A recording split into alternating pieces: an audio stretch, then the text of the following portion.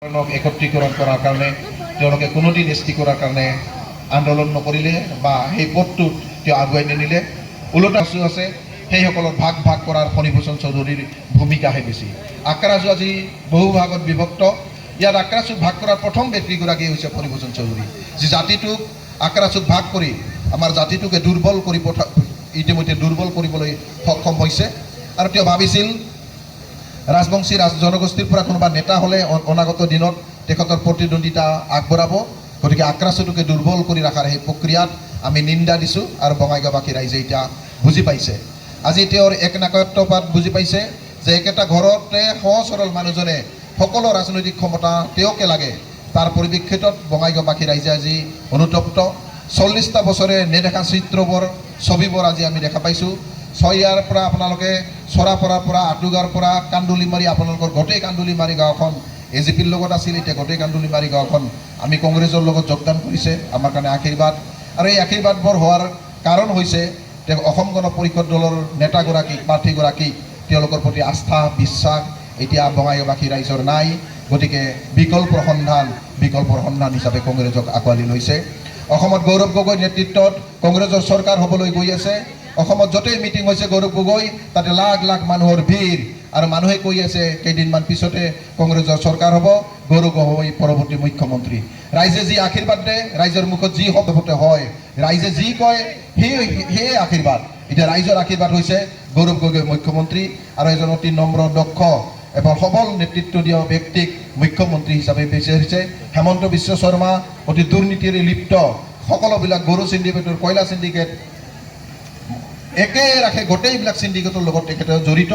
আৰু তেখেতৰ লগত থকা মন্ত্ৰী সাংগ পাংগপৰ এই পীযুষ হাজৰিকাৰ পৰা জয়ন্ত মল্লৰ পৰা গোটেইবিলাক দুৰ্নীতিত লিপ্ত। গতিকে এনেকুৱা ব্যক্তিক আৰু ৰাইজে বিচৰা নাই, পৰিত্ৰাণ বিচাৰিছে। ৰাইজৰ সৰ্বাংগীন উন্নতি বিচাৰিছে, যাতে আমি কৰ্মসংস্থাপন পাওঁ।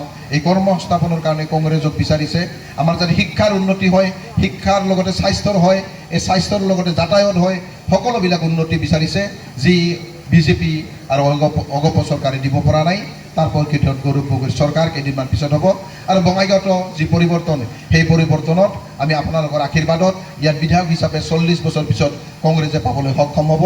আপোনালোকে ইয়াত দেখিছে জলপথ উদাহৰণ 3000 কোটি টকাত তেওঁলোকে 10 বছৰ শাসন কৰি কাৰ্যালয় বনায়।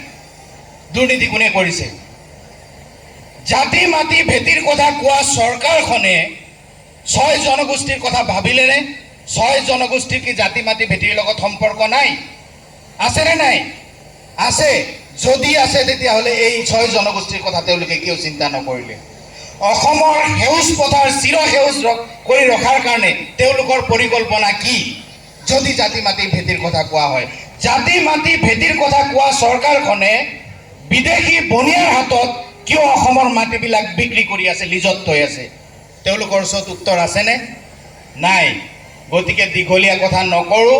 অসমৰ যি পৰিস্থিতি 10 বছৰে কৰিছে, অসমখন যি ধৰণে লিজত থাকিব দি আছে, অসমৰ বিভিন্ন জাতি গোষ্ঠী ধৰ্ম সম্প্ৰদায়ৰ মাজত সংঘাত লগাই অসমখনক এটা উশৃংখল পৰিৱেশৰ ফালে ঠেলি দিছে। শ্ৰদ্ধাৰ দীপক দাস ডাঙৰীয়াই অলপ আগত আপোনালোকক কৈছে যে ফেচবুক খুলিব নোৱাৰি। ফেচবুকত অশ্লীলতা কোনে আনিলে? আপোনালোকে কওকচোন, নিজকে প্ৰশ্ন কৰক, ফেচবুকত অশ্লীলতা কোনে আনিলে? আজি দুৰ্ভাগ্যৰ কথা, পৰিতাপৰ কথা, যিটো সময়ত জাতিটোক বিশ্বমুখী কৰাৰ কথা আছিল, সেই সময়ত জাতিটোক ধ্বংসৰ গৰাহলৈ ঠেলি দি আছে এইখন চৰকাৰে।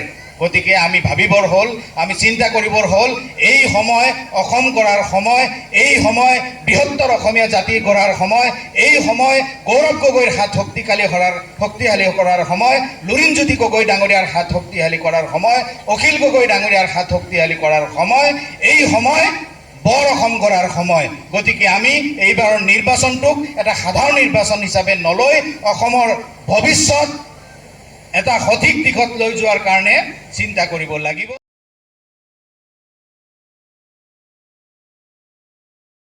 মনোনীত প্ৰাৰ্থী